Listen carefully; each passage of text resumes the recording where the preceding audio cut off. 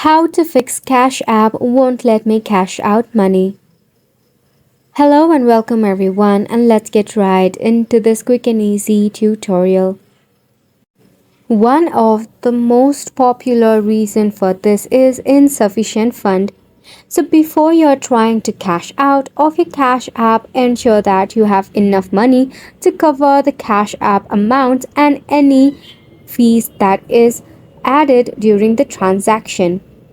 There might be some of the account restriction as well, which means Cash App might require additional verification step.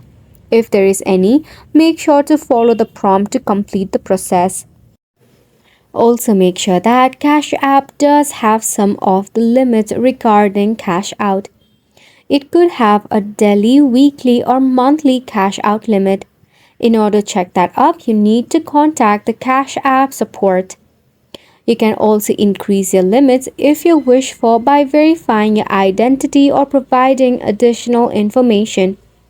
If none of this the reason, then you must check for your application update.